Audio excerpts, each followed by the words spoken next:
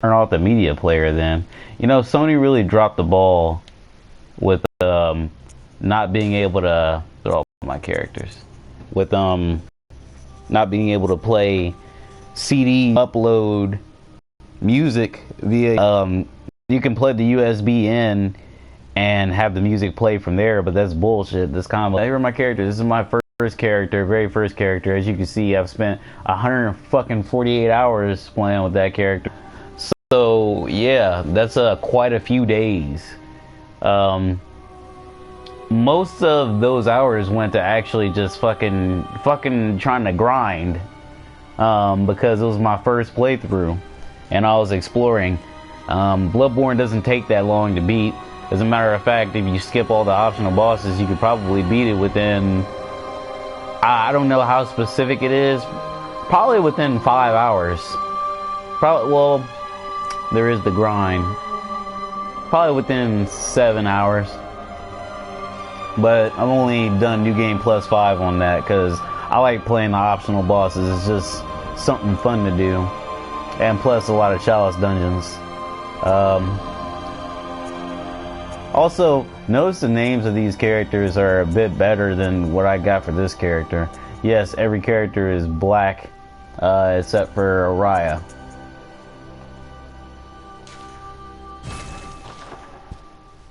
Because I am a black guy. That's, I mean, you know, it may sound a bit controversial, but that's a thing that I think is sort of lacking in video games is positive black role models and black characters in general. You know, there's no black characters in Tekken 7 right now. Does that bother me? Not exactly, because there's always been black characters in Tekken. Armor King is a black Mexican. He's a black Mexican. He's not Mexican American. He's just a black Mexican. Just like there's black Brazilians, black Colombians, la-di-da-di-da. He's a black Mexican. Bruce is another black character that was added in Tekken 2. Else, Raven, Christy, Eddie, all those characters. You know, they've been in since, you know, like damn near the beginning, because Armor King was in Tekken 1, Armor King and Bruce were in Tekken 2, Eddie was in Tekken 3, Tekken 4 had Christy,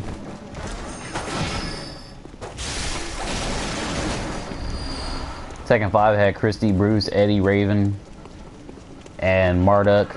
People say Marduk isn't, he's not black, he's Australian.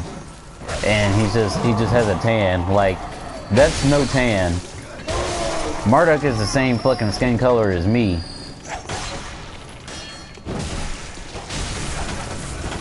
Which I'm light, well, I'm not light skinned. Well, I guess you could say I'm light skinned. I'm not like yellow though, I'm just I'm like caramel. So, not really light skinned.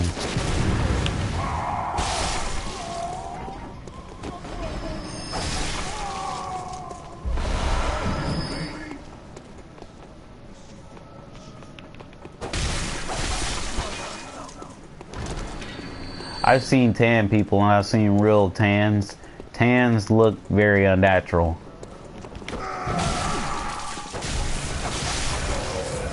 And Marduk, he looks like a natural black guy.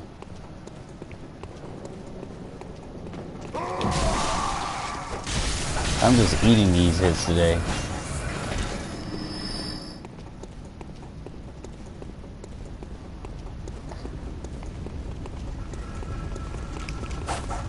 Oh, I forgot to mention Tiger Jackson.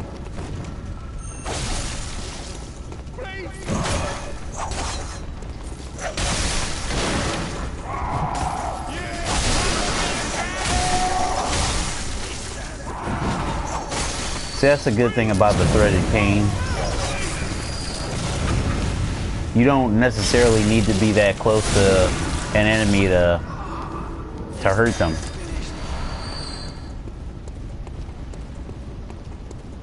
gonna try something a little bit different. I'm gonna see if I can actually beat Father G. If I can beat Father G, I'm gonna move on to the next area and start to grind from there. Start to grind from there, come back and get the 100 Chief Emblem. What am I doing? Like I said, come back, get the 100 Chief Emblem from the Cleric Beast. Then I gotta move on to Vicar Amelia. And after that,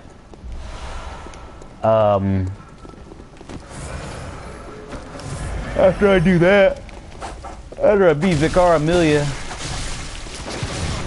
I need to go to the Hunter's Dream. Or not the Hunter's Dream, the Hunter's Nightmare.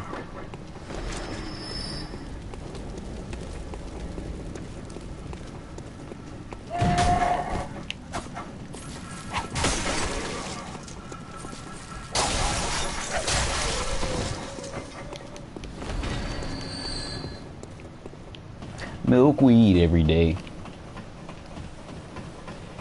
In this game, I find that if you do just a pure skill build, then you can pretty much just go through it like it's fucking butter, like a knife through fucking butter. Strength builds are they're a bit gross. Like, they're very strong, but the weapons are so slow and sluggish that it really takes away from the practicality of being a strength build.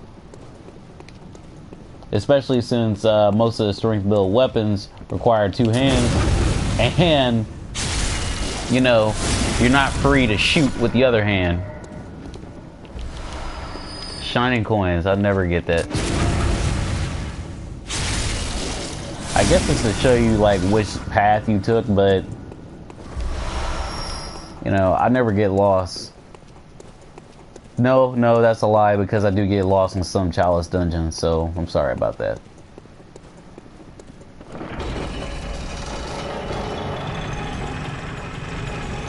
Instead of fighting Vicar Amelia,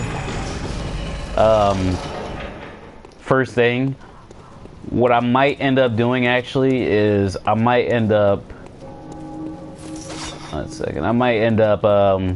going to beat the Bloodstar Beast and getting the Powder Keg Hunter badge.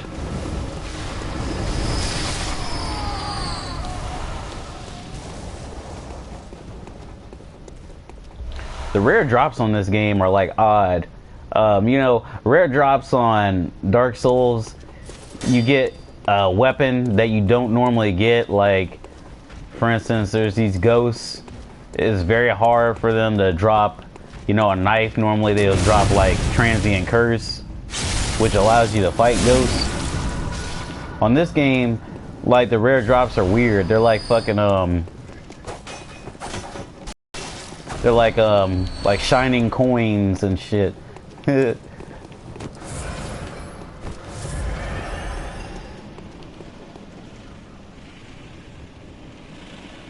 This is probably the incorrect way of going about. You know what? I think I'm gonna use Father G. Oh, sorry. I'm gonna use Father G to fight the Cleric Beast. Yeah, that's what I'll do. I'll use him to fight the Cleric Beast, and I'll come back and kill him. Because I'm gonna need to fight the Cleric Beast at one point. Why not just beat it right now? Sorry for wasting your time.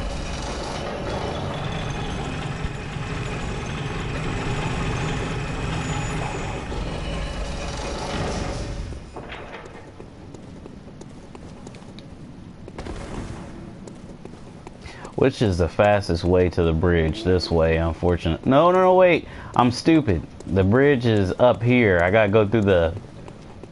Okay. But I also need to... this shit is just complicated.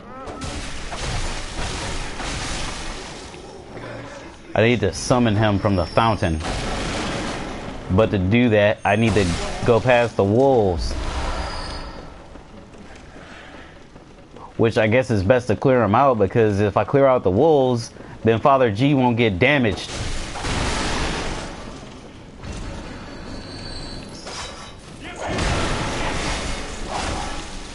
So I'm saying, you don't need to get close to that guy.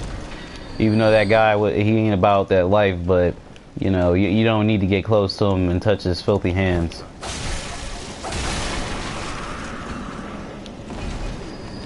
I'm gonna cut the fight with these dickheads short.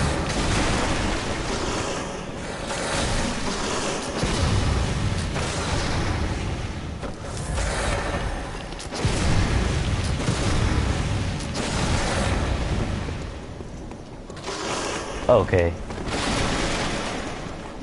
I'll fight you. How about that?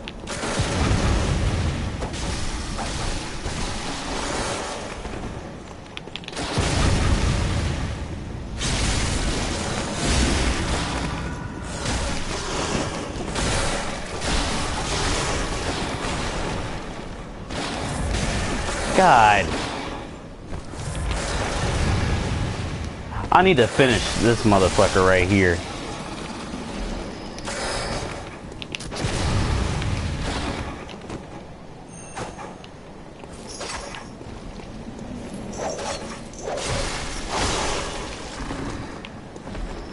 Well, that wasted a lot of resources. Thankfully, I'll get most of them back, actually.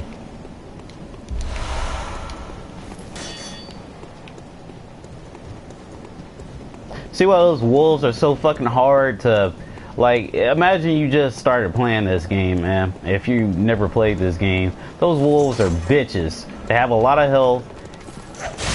They're very strong.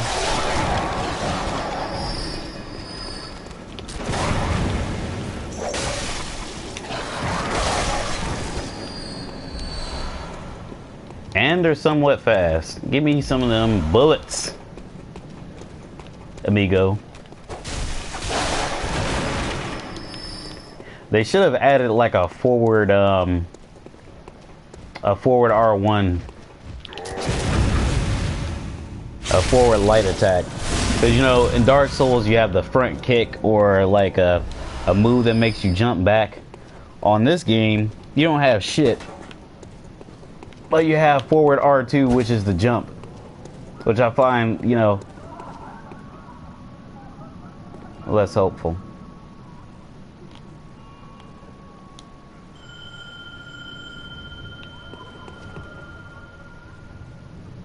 Ring old hunter bell.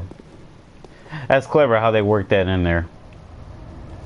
I'm gonna be really pissed if I die.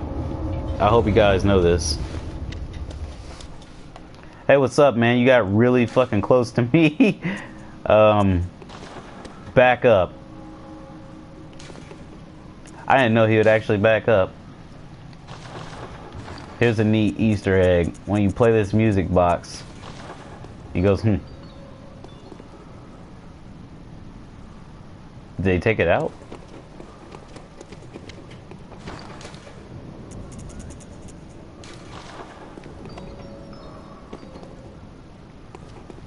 Yeah, they took it out.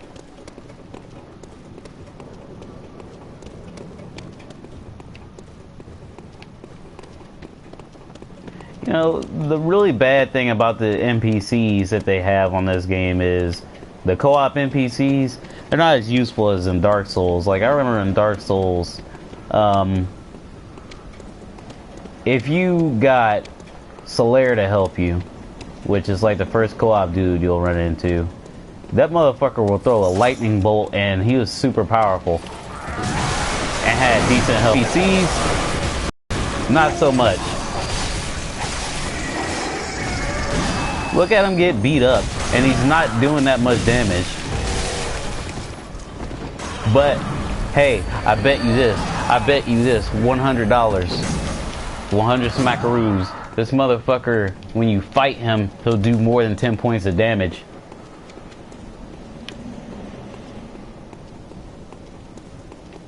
Is he following me? He can't. He's stuck at the gate. Hello, crack beast.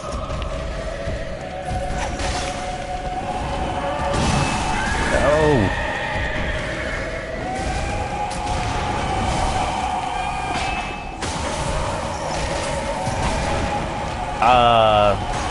This is gonna be a long, exasperating fight. Uh-oh. Oh, I missed my chance!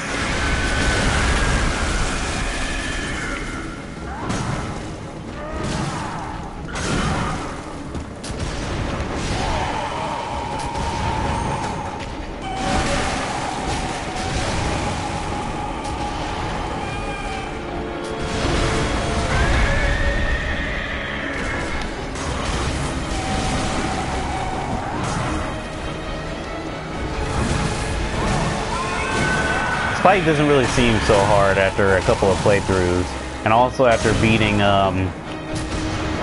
Lawrence. What? Was that necessary? Father G was right in front of him. I didn't know he was gonna grab me. Come on now.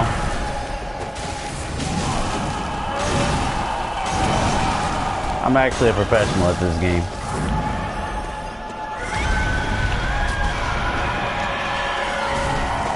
Why are you shooting him with a fucking gun?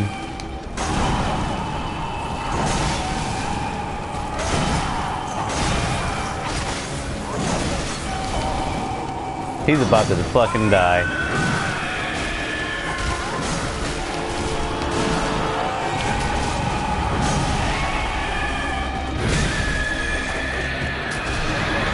Better just do as much damage as possible.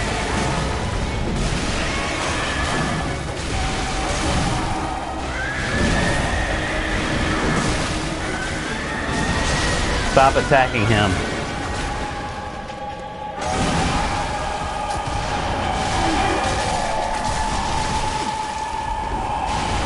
Old Hunter Father G has died.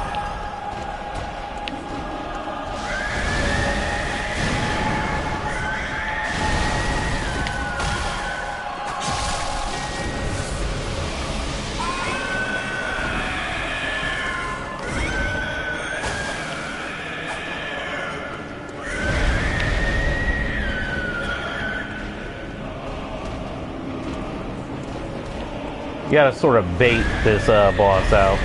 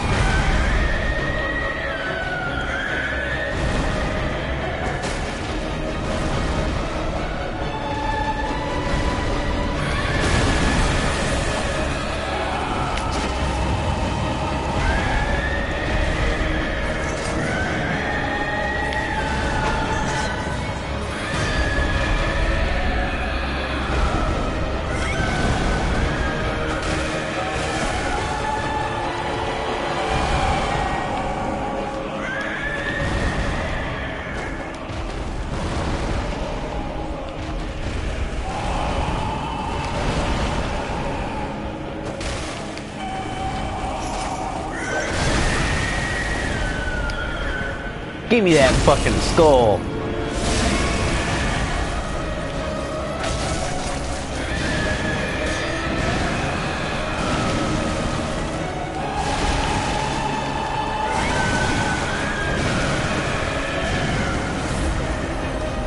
All right, come on.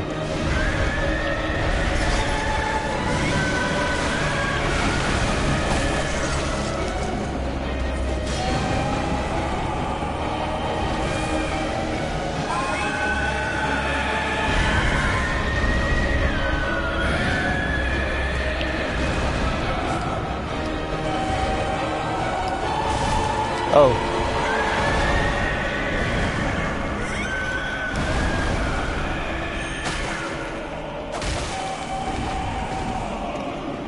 I know I'm botching this fight up, but, you know, it happens. Happens to the best of us.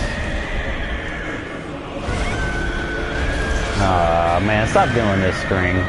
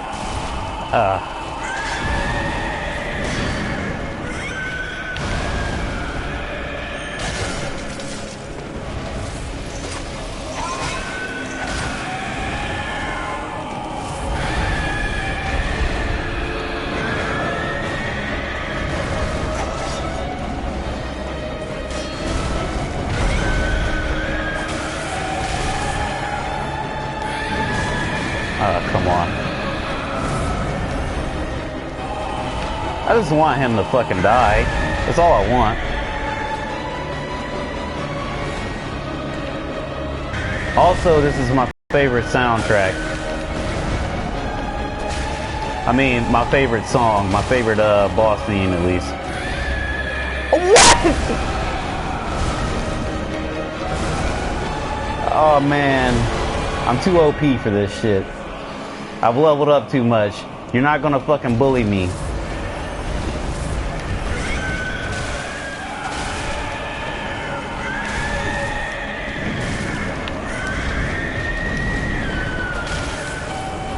He might bully me. I'm gonna fucking lose this fight. I don't have the momentum I had when when Father G was here. I might just lose this.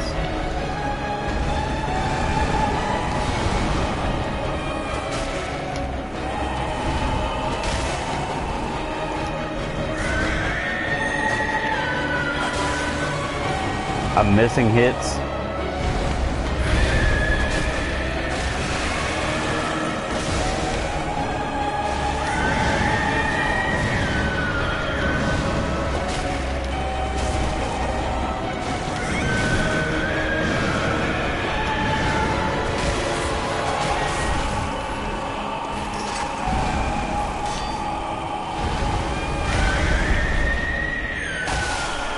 There we go.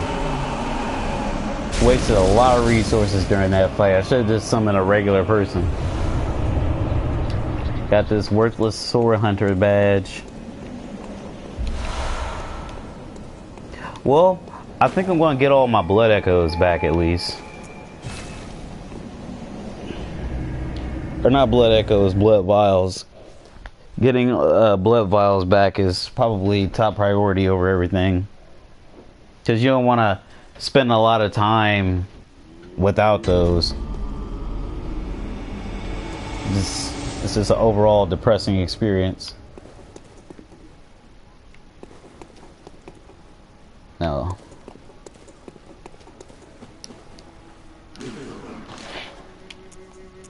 Hunter Chief Emblem. So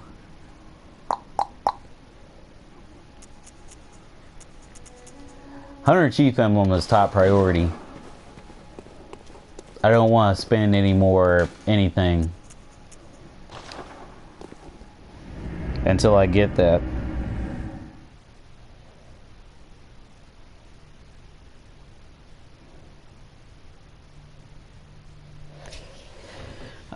Street Fighter 5, man.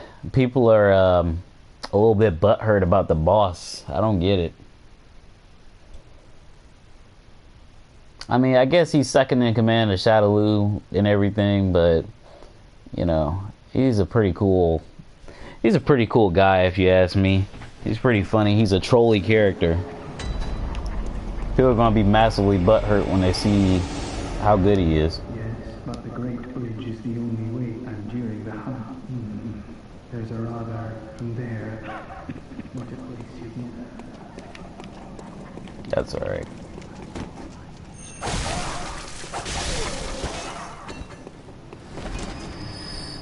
Hey, you want to know something that was really weird? I think they patched it out, but you used to be able to summon Father G from this area, which is odd because the only reason you'd want to summon Father G from this area, well, I guess you could go up to the Great Bridge, never mind. I was about to say, it's odd because the only thing I can think of is the only reason you want to fucking summon him is to, you know, use him against himself.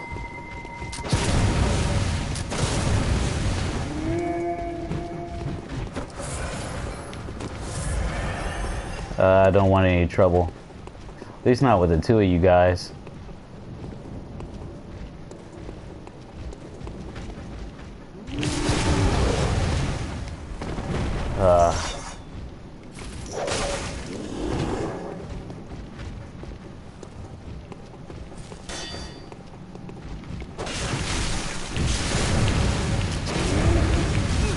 Oh, come on.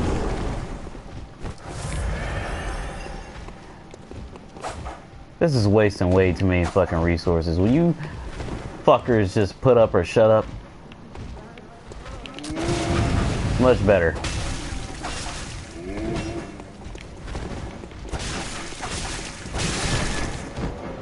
Well, at least he's dead. Give me some blood vials.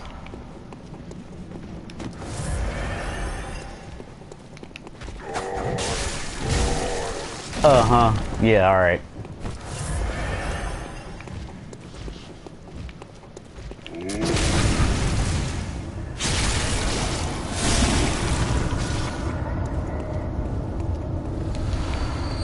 Shining fucking coins.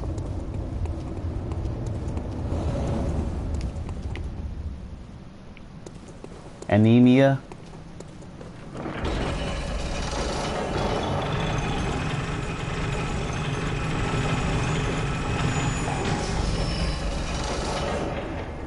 Two small resonant bells. There's no way I can lose. I only needed one. I'm confident in my abilities. I just like for shit to go faster.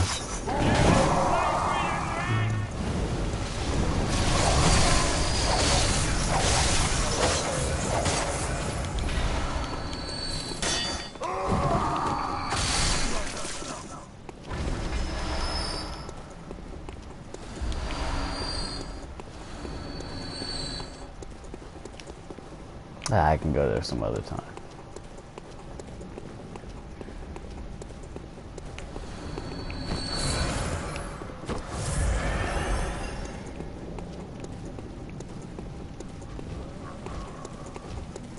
Come on down.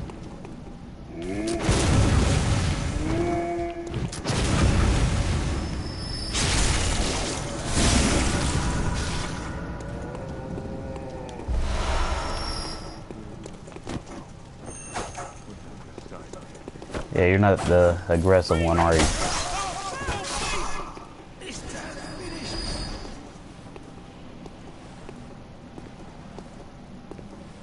Yeah, this co-oping is a beautiful thing. Now, you see, all I gotta do is wait for them. They're over there, like, attacking people. Look how many echoes I just got. I'm almost there to the 100 Sheep Emblem.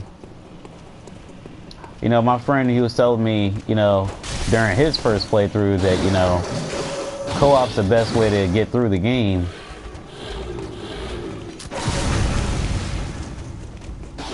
Well, I don't know if he said that, actually. He just would not fucking play the game unless he co-opted.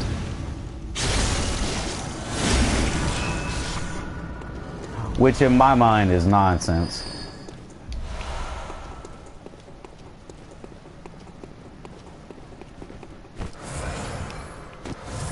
This is a habit that needs to be formed. Using the emergency bullet. 5 extra bullets is 5 extra bullets. Especially in the DLC where you have the what the fuck is it called? The black sky eye, which is a projectile.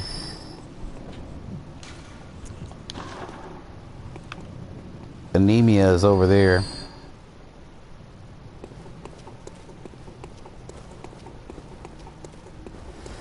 Did he just teleport? I wasn't paying attention.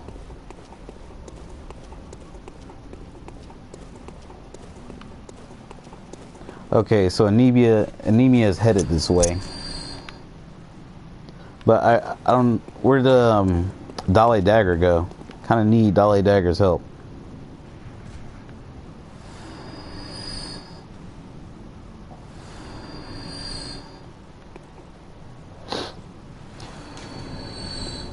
Yeah.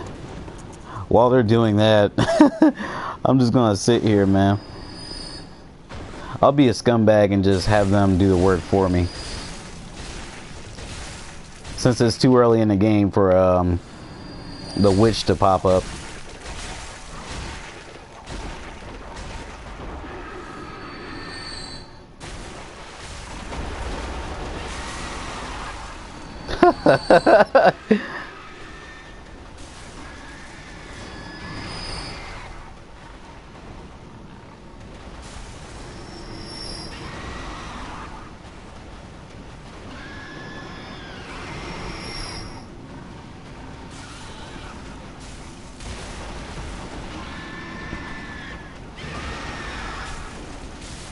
He's stuck. All them echoes.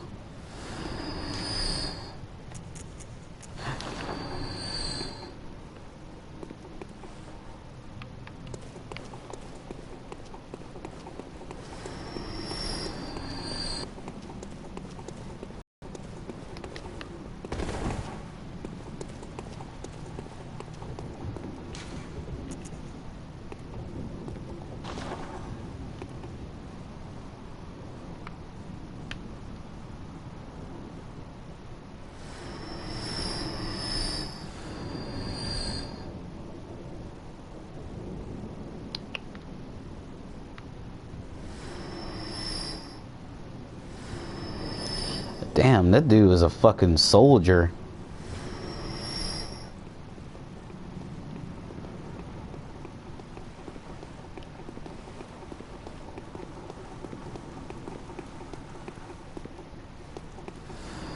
Alright, Dolly, come on, man. Quit fucking around. Let's go. Oh, you're leaving?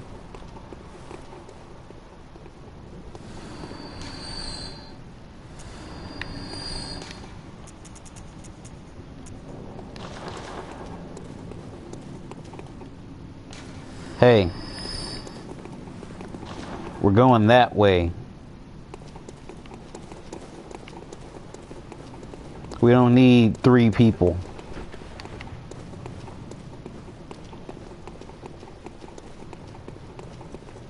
Shit.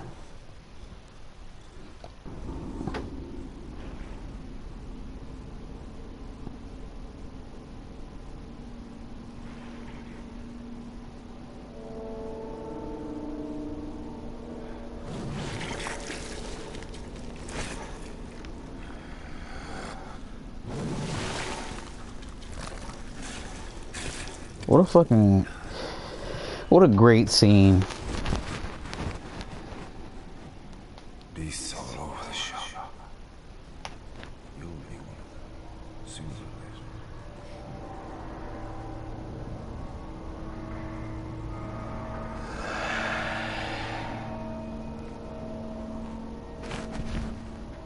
later. Blood drunk hunter.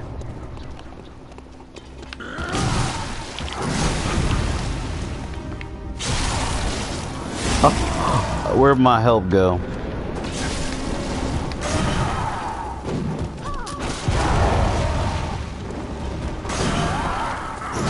This is how you cheese Father G.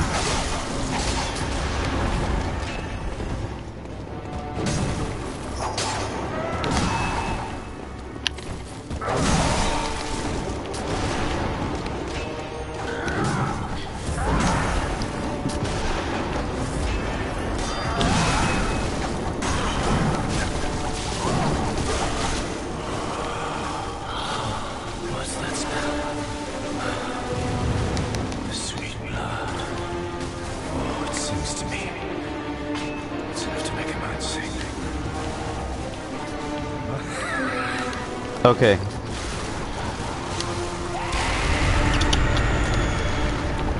I know, I'm a professional.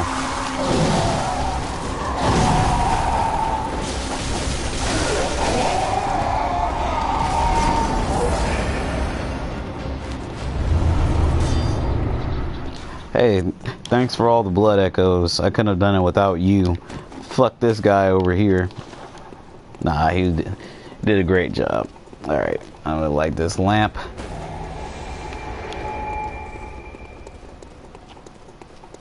Take a trip.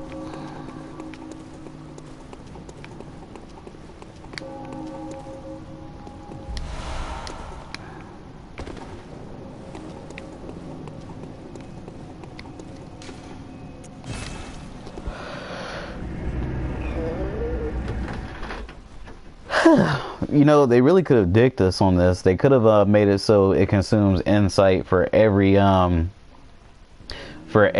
person that you summon into the room. Now, I'm going to go ahead and... What armor is available, by the way?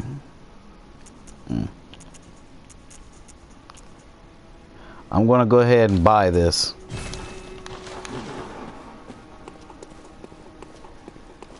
Cause you need it.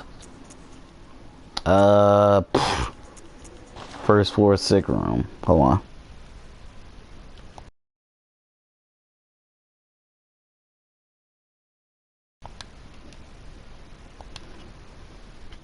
Hey, Double Billy, thanks for the Father G kill compliment.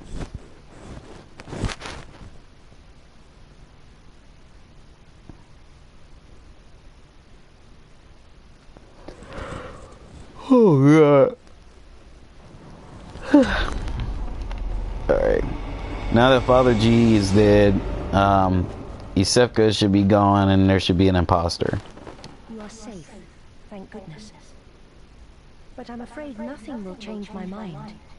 Please, try to... I pray for your... Okay, so it's not... Okay, so... Alright, I understand. Maybe it's Vicar Amelia that needs to be killed. Hold on.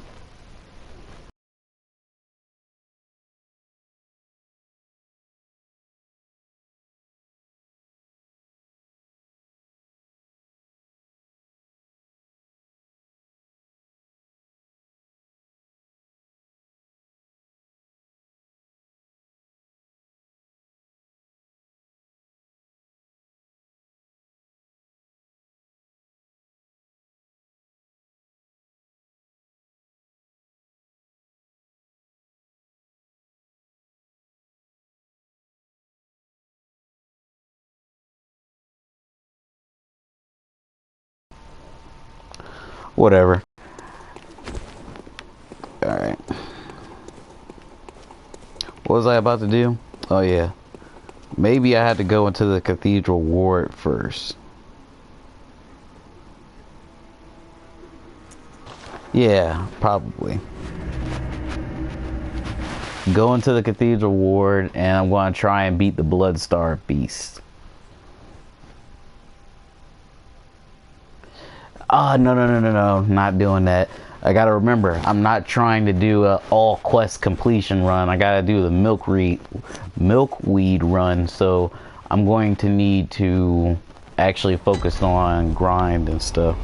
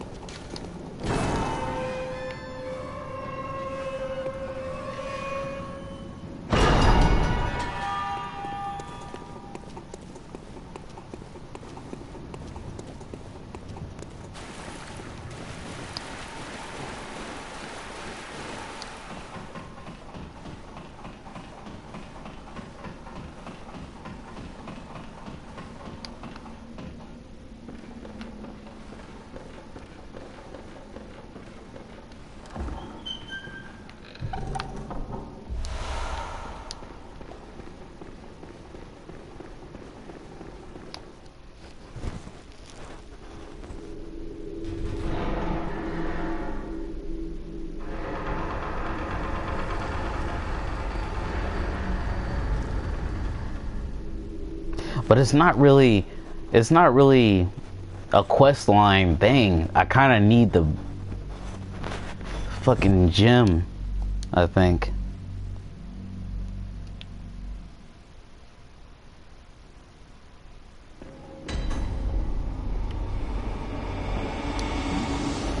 Very sorry. Good. I've been waiting for these hunts, so they're waiting for us. Tell them I know we spread. Okay, I'll be sure to do that.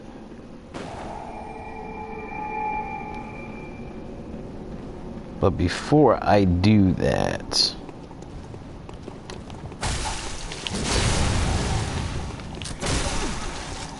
what?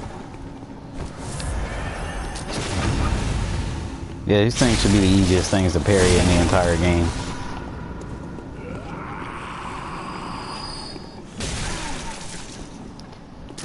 Should be.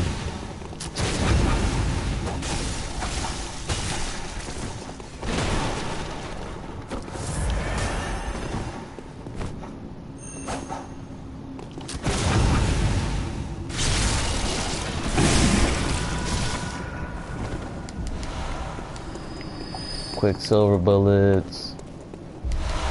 Nice. Hey, go ahead and grab this shit over here. Bam. And leave.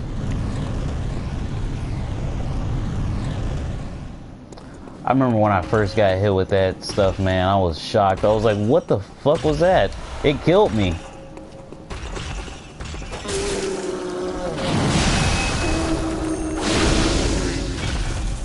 Aw, come on. You rarely get to V-attack those things. Ow.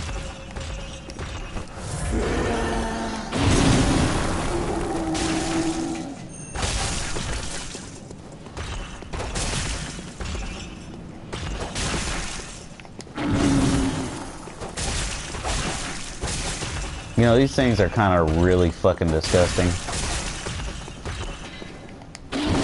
Like, the bones pop out of, like, their skin when they do certain attacks.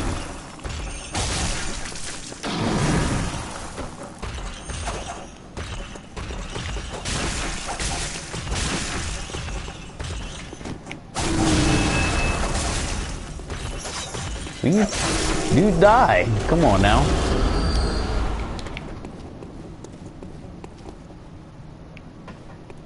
I need there's a blood gem down there, I think. So I'm gonna end up having to go down there. Okay. And now I'm gonna open the gate here.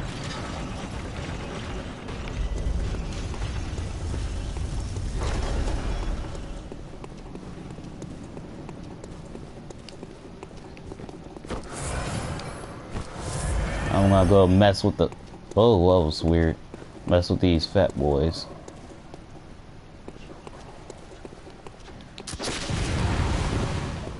Need your attention, please.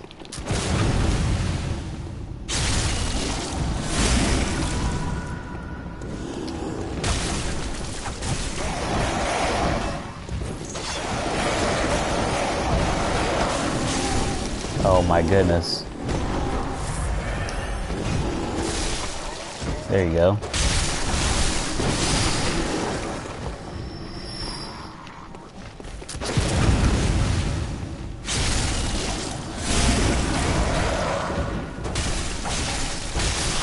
Doesn't concern you.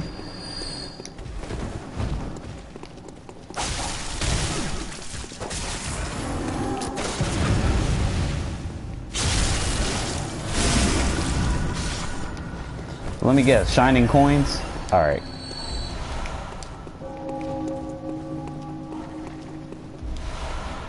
Monocular, I don't ever use that.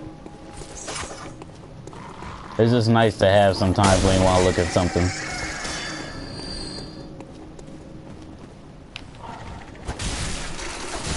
But I don't seriously use it for anything, really.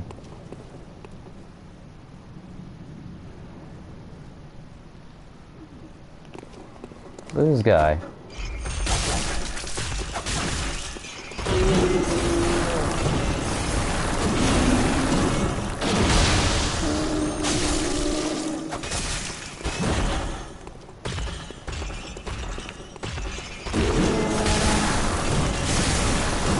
Oh, God.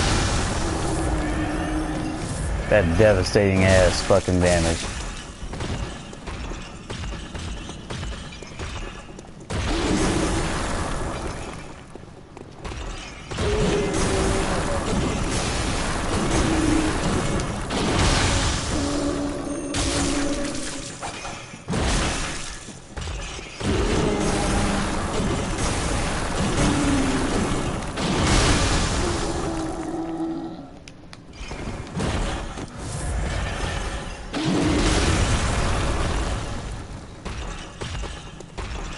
Yeah, you get in a better position.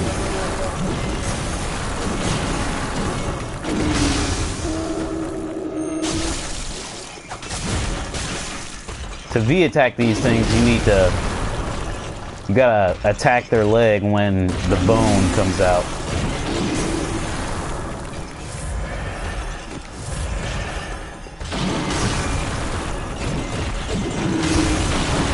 Oh, goodness gracious.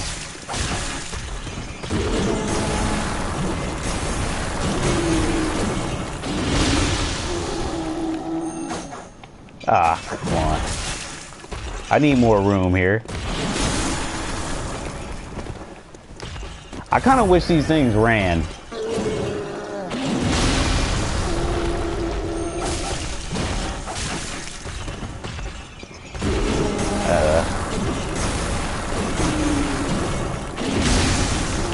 Ow! I hit circle last second, but it didn't work.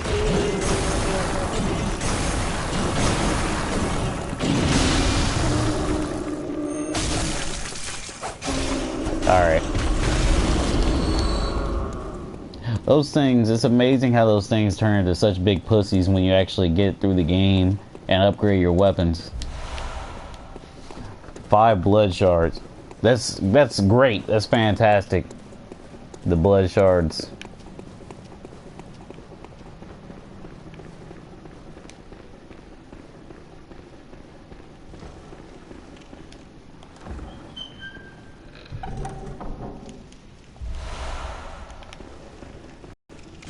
It's a shame that has nothing to do with anything.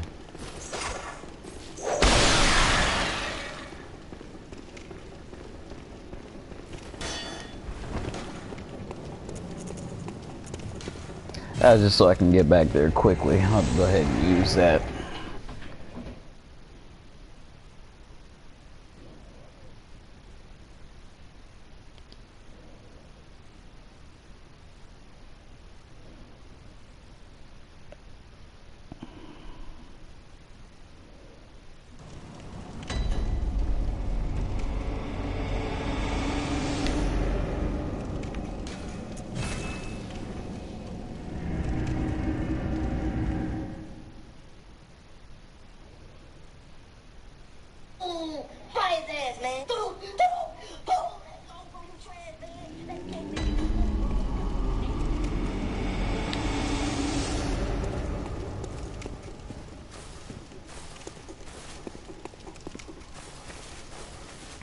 I see you're praying to the nightmare headstone. That's great.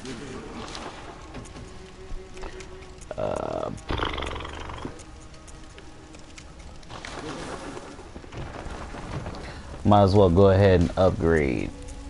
Repair first. Upgrade. Look at all them bloodstone shards. I can upgrade this motherfucker like a motherfucker.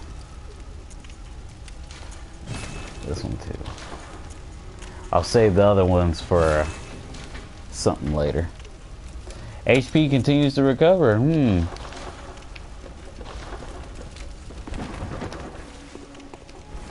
me see if Yusefka's actually made it since I went to the cathedral ward.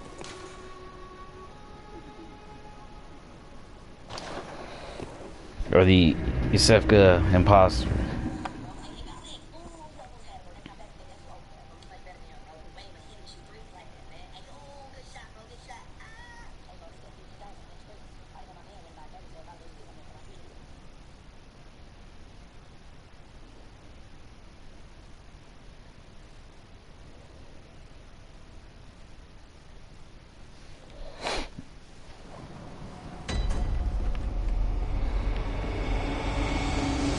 That the continuous heal on this game sucks. Oh, well. Ah, here we go. Splendid. Let me ask you a small... You're soon off to then. Tell them to seek upon my sickness. This time, well... If you find anyone who's... You can please...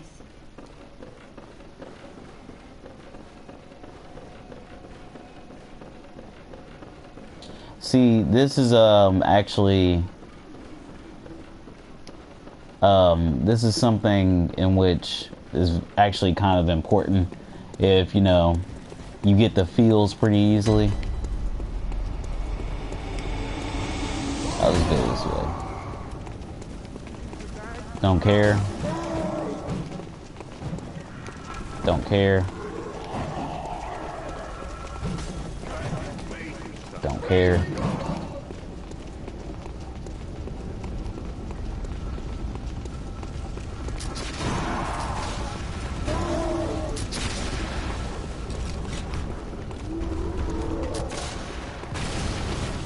Y'all like that, didn't ya?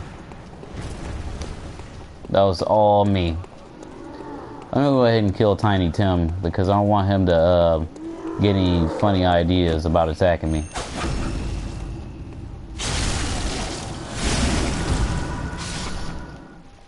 Let me see. I got a comment. Well, I keep looking towards the wrong thing. I got a comment, so the comment says, "You comments." Let's see. Fucking, I was like, "Hey boss, why not stream on Twitch? We don't have Kappas here." You know why I don't stream on Twitch is because I only have like 4 followers, I think. And I have 400 odd something subscribers on YouTube that don't watch my videos. Like, I'm pretty sure there's about 20 people that watch my videos on a daily. So I figure if it's on YouTube, it might be better. Warriors versus Pacers. I don't care about Warriors versus Pacers. All right, let me actually look at YouTube instead of actually pausing this. This is what I mean by this is important if you're like a real feely person. So you could do the humane thing and give her the red jewel brooch and let her know the truth, or you could say, or you could just not give it to them. I can wait. But maybe Mum and Dad are stuck out there waiting for me to come and find them. So this is another humane thing, like, so you could tell her to go to Odin Chapel, but if she tries to go to Odin Chapel, she will end up getting eaten by the pig in the sewers, in the aqueduct, and then you'll have to get like you'll get like a messenger ribbon from it. I don't like going that route because you don't get anything out of it. You know, she could be eaten alive by a pig, or you can take her to Yusefka's clinic where she becomes a kin, and you can kill the kin, you know, put her out of her misery rather quickly, and you can get a rune out of it that gives you an extra bullet. It's okay. I love you almost as much as Mum and Dad. And Granddad. Thank you, Mr. Hunter. I love you almost as much as... I hate hearing that so much because no matter what you do, that's the fucked up thing about this quest is no matter what you do, you're sending this girl to her death.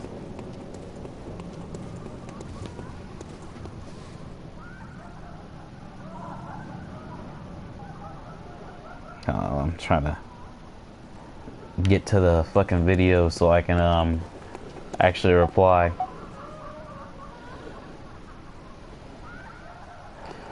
Alright, let's look at the comments so far here. Have mercy on the soul of Tiny Tim.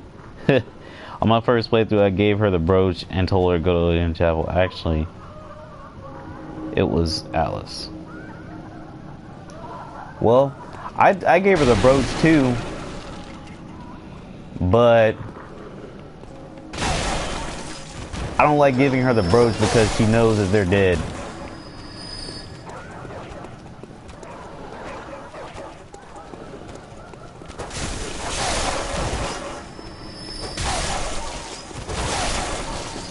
Because it's kind of like, you kind of want them to know, but that's something that you want a kid to grow up and find out.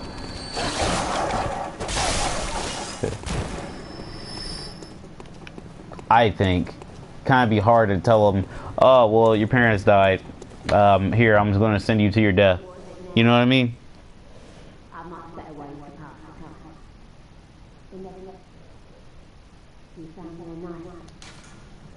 Okay.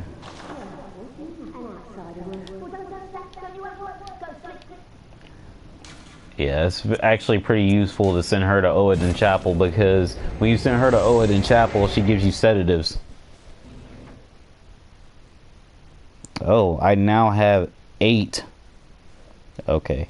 I guess the best thing you do is give her the brooch and say, and that way she'll stay home. No, you know, when you actually give her the brooch, when you give her the brooch and she stays at home, she wanders off after the red moon or just the moon in general, I think. She's safe with me now. The treatment is going well. Here you are. Oh, thank goodness you came here, dear.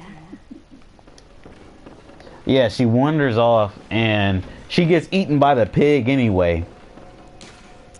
She goes missing, and then her sister goes looking for her. Her sister goes looking for her, and her sister falls off the ladder that's close to their house.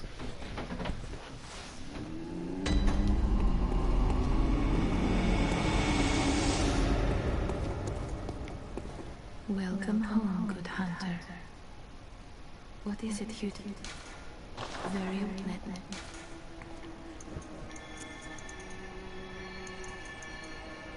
I need a little bit more endurance. I need a little bit of everything.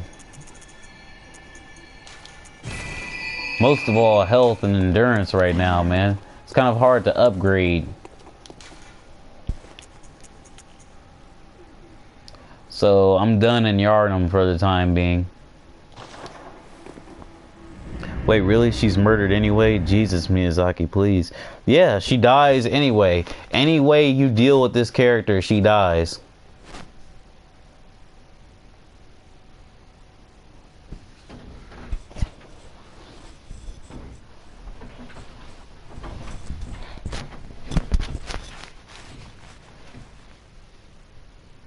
It's a little girl, right? I think her sister commits suicide. I think it's less of her sister committing suicide and more of her going crazy and being too close to an edge. Because, well, I mean, when you listen to her, it sounds like she's kind of crazy. No, I haven't forgotten. Do you think I owe you something? Well, that's a right lark, I'd say. This old mess that Yharnam's in, it's all your fault.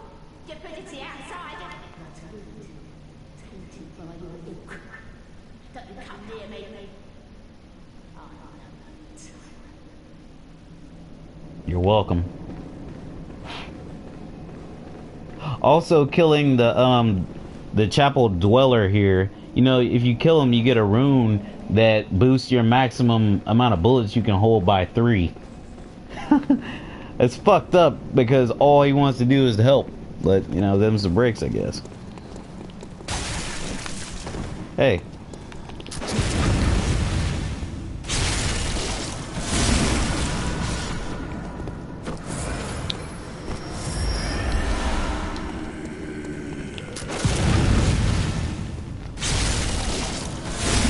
You know what? I'm not playing, but mind if I switch on my mic for the PS4? No, I don't mind at all. I don't mind at all. Just go ahead and... Yeah, we can talk, man. I don't mind. It's hard keeping up commentary anyway. Like, I'm getting quiet. Fuck, I forgot the... Damn it! I suppose I could just run past them, but... It's not enough.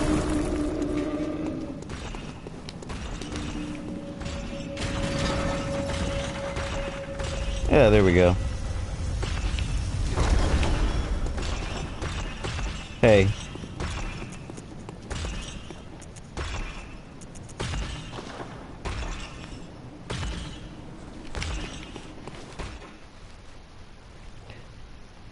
All right.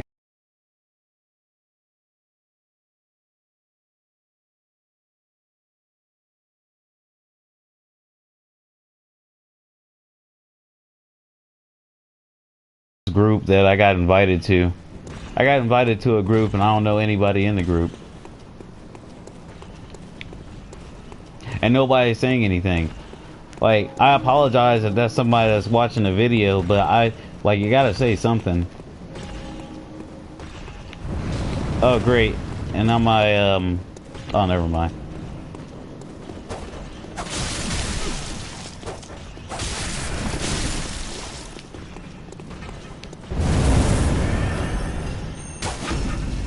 bitch.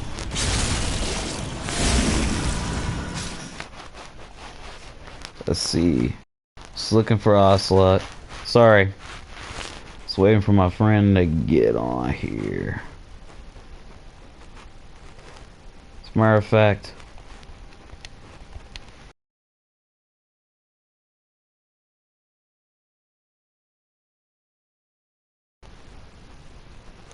I'm sending you an invite, Ocelot. I'm sending you an invite so we could chat. So whenever you get on, just go ahead and accept it.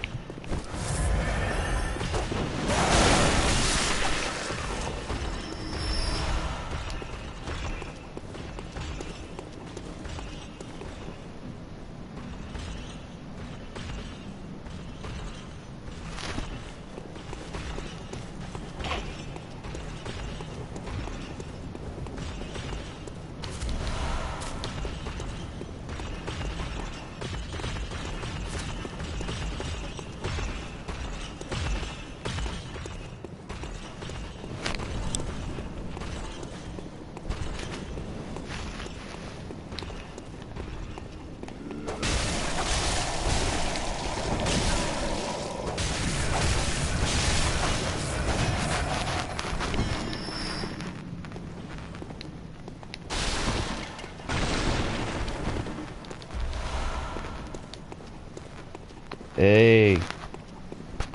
There he is. Oh, I don't care. It's fine.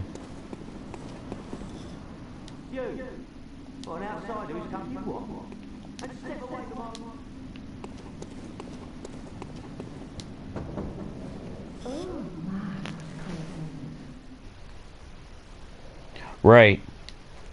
Which, by the way, do you have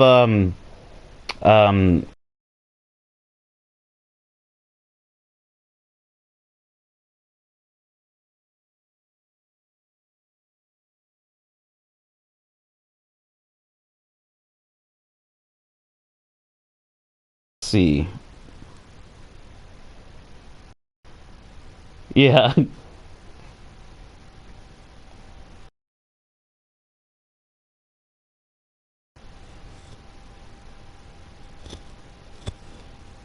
Well, yeah, you know how there's a setting where you can allow yourself to be your voice to be shared? Do you have that enabled? Okay, cool. Sorry if I asked that, kind of weird. My friend wants to also join. Oh yeah. Okay.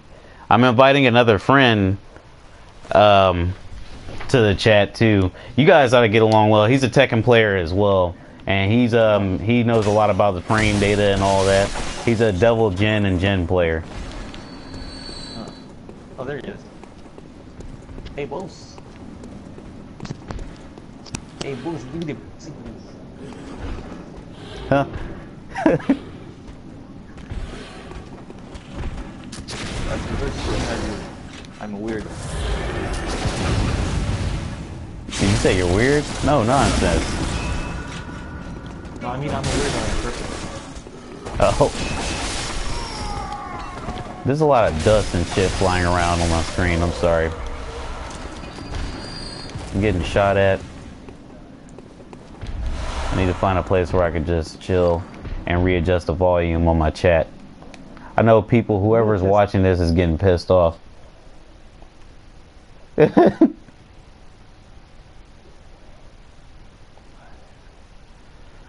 Audio mix.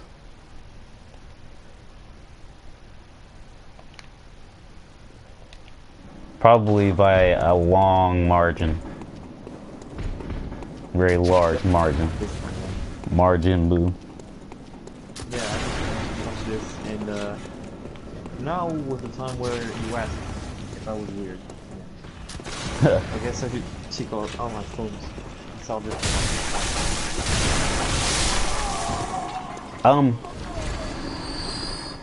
So I never got a chance to ask Double Billy this. Billy, what do you think the announcement on the 12th is going to be for Tekken 7? I'm honestly not sure. I haven't been able to keep up lately on the games. I haven't been keeping up with Tekken 7 or what they're trying to put up on Facebook. So I think it may actually be a couple more characters because it's still, I mean, the only thing that they have is arcade. Right. I don't know if they're honestly gonna start, rushing out to put, Tekken 7 on console, then the least they're gonna do is add 2-3 more characters to the roster and let that one pan out, and then once console actually gets out, we'll have our healthy roster, like how Tekken 6 was. Like, you can't have Tekken without the Williams sisters, you can't have Tekken without one of the Bears, or 2 in this case. And you can't have Tekken without Roger. Well, in the first promotional cards, you get access to the beta of Tekken 7 when the beta first came out. In arcades, that is. We had like a bunch of characters drawn in pixelated form. Kuma, Anna, Nina, Blegh, Yoshi, wait, everything's already there. And the bears, they were already there. Oh, and Robin. I think I remember that. Yeah, I remember that. Now, I don't know how closely you watch Avoiding the Puddle, or if you watch it at all, Billy, but you know Ares? Yeah. So what he thinks is, they're sort of going to separate the strategy from the release and actual arcade version right now, which I gotta say, I think that's all right. I don't mind that. Like how they did Tekken 5 Vanilla back then. They like their time release characters. Well, what I mean is, I think the lackluster, trailers that we've been getting, and the whole, not really explaining anything about the game itself when it comes out and all of that, or just like the future in general, like, I think we're not getting anything because they're saving all of that for when it's actually the real time to actually release all that information. Yeah, if that's the case, then honestly I would consider it, because, before you have Ono bringing out all the Street Fighter stuff, they still have the beta still going on, a couple of hot fixes that need to be put here before they release the game. So honestly, for me, I'd like to say it's a smart move. Let Street Fighter have its time to shine, and then get overwhelmed by the number of surprises of announcements and things to be released. But otherwise, as far as December 12th goes, it would be considered anybody's game. Ocelot. So man, Street Fighter 5. Actually, Billy, are you getting Street Fighter 5? I've never been much of a Street Fighter person, but if someone lets me borrow it, I guess I'll get it. Oh, okay. So I was thinking about getting it, and Ocelot's getting it too, but he currently doesn't have PS Plus, so that's gonna be a thing. And plus, he's studying right now. He's in school, so he might not have much time to play it. But I mean, it matters. Right. And I'm gonna be playing it, but I don't know, like, I'm supposed to be really hyped right now, but for some reason I'm a little less hyped than I was. I like the bosses they revealed recently, but now I'm just kind of like, okay, this game's gonna come out, but they're gonna have like a season pass for like characters, because they're having DLC characters, but it's gonna be on this DLC that you can unlock through the offline game. But I don't know, it's just something about Street Fighter 5 is just Like, I feel like when that game comes out, like, it's gonna explode online, and after a while, it might become a little bit of a snooze fest, maybe like later on down the line, like a couple months later, because I know Mortal Kombat, I was hyped for it, you know. A couple people were, but then later on down the line, it got a little bit lackluster. Stagnant. Yeah, stagnant. Yeah. Maybe that's for North America or whatever America you're in. North America, of course. Yeah, honestly, in Europe's case, I can even find a Street Fighter 4 map today, and I mean the vanilla 4. The vanilla 4, not the super, but the vanilla. Yeah, I can find that.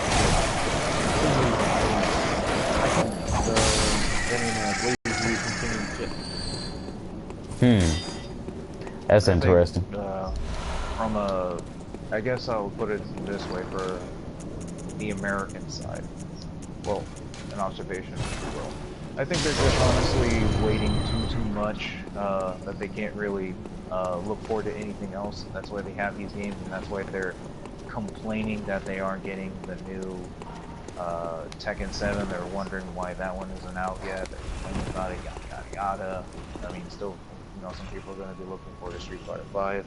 Shit ton of people will be putting that in the Eagle, that's no doubt. Finding even easier, you know, several Northwestern regionals and all those other tournaments, qualifiers and what have you. And get bored of it because they were, I guess you could say they were spoiled, that they will always want more, and they will never be satisfied with what they have in front of them. Ergo, you know, the whole Combat Pack 2 for MKX, oh, we get Bligh. Not a lot of people like Bligh. A lot of people wanted, you know, Triboard, but they don't know who actually fucking is, so they're going to complain about them only. You got Alien Xenomorph over here, Xeno Baraka, and then you have Space. Yeah, Baraka, no, awesome. 5 points for him. And then a waste of a character slot known as Leatherface. If anything, I would have saved it for Freddy because of the whole character space. At least that would make more sense because it makes more sense to have Alien versus Predator and MKX and then have an actual you know, MK9's Freddy Krueger versus Jason MKX. It would be that rather than Leatherface. I think otherwise it would be like a splash of characters that weren't really needed, more time wasted, and not make the game as relevant as it was supposed to be way back. You know, I think they should just drop the whole. They should just fucking do a horror game. Like, I don't want to see another Injustice. I hated Injustice. I would rather see a horror game made by NetherRealm Studios, since that's what I think is leading up to. I mean, they got Leatherface, Alien, and whatnot, and they got Jason and Freddy at one point, so I don't see why not just go ahead and do that, because it seems like that's what they really want to do. A horror fighting game? Yeah, with a bunch of horror characters from horror movies. Yeah, freaking Michael Myers, Leatherface already. Krueger, Jason Voorhees, Hannibal Lecter.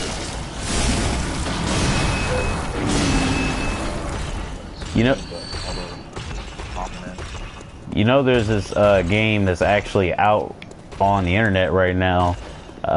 It's not properly licensed at all, but it has a whole bunch of horror fighting game characters, or horror characters, like the ones we mentioned. And it's a 2D fighter. And this is like an indie thing, and it looks fucking fantastic, actually. I mean, don't get me wrong, it looks like a Nintendo 64 game, but it's pretty damn good looking for that. But I wanted to touch up on what Della Billy was saying. I forgot like what exactly I was gonna say. Oh yeah, about like the communities and wanting to get, you know, Tekken 7 like really quickly and whatnot. I could stand being without Tekken 7 a little bit longer. It's just, I don't think, because, you know, I'm a real fan. I'm I'm not gonna not get the game because it's not coming out quick enough, and I'm not gonna complain about it because I've seen what, you know, Tekken can do in the past. You know, I've seen with Tekken Tag 2. I know it took a while for Tekken Tag 2 to give me some information to get me really hyped, but when it came, boy did it fucking come. Like, you know, I was happy to see June, Jinpachi, and Ogre announced, but then it got to 4 characters. It went to, you know, Michelle, Kunimitsu, and Ogre, Ancient Ogre, and Angel. And I was like, wow! You know, I was like, I was real happy. Yeah. So, I mean, I'll be fine with waiting on it. Also, you haven't said anything for a while, man. Were you wanting to say something? I'm sorry, I kind of talked a little bit there. It's okay. Now, usually I'm a very quiet person. Unless I'm, you know, directly talking to this one other person. You know, the thing with Tekken 7 is, Tekken players will buy Tekken games. But when I buy the game, I mean, I already know what's it about, what it's about. I'm not gonna, you know, find out anything new. I'm not gonna be hyped, and I'm still gonna play it. I don't know how Namco, well, how Tekken got all these, you know, very dedicated fans that can wait for such a long time for the game, because, well, the end product is really good. But I think, you know, Tekken players will always play Tekken, and new dudes, it's like, I want to play a fighting game. What games are out there today? So, and then, you know, Tekken 7 randomly comes out and they're like, oh man, the Tekken 7, I used to play that game in like fucking 1995. And they go out and buy it. Yeah. Okay, so I don't think there is always a problem. It's just, it's like, I don't like it. And they could be a lot more creative in the way they're, you know, displaying the characters. It could be more innovative in that. Very true. I would like them to spend a little bit more money on the voice acting, because I feel like after Tekken 6, I feel like, you know, they kind of skipped out on the voice acting because of the scenario campaign. Like, you know what I mean? Did you get that feeling where, you know, you wanted to hear them talk like you did in Tekken 5 to each other, but instead we got like these really weird gestures that you would see like in a Dark Souls game and shit, and then there'd be like little captions underneath. Like, I followed the Japanese visual novel formula. Yeah, it's like you have a character pose, and then there's like a little box, a little text box. They say things. Except in visual novels, you actually get to hear them speak. Some of them at least. Right. I personally actually like to have them do a little bit more interaction. Like if they're gonna do for 7, which honestly is not relevant anymore, in a sense that no one actually cares for the story. Only reason they would care is if they look at the Wikipedia. Otherwise, well, they're actually, you have to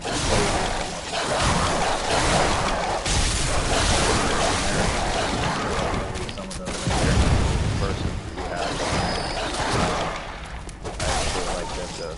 Talk.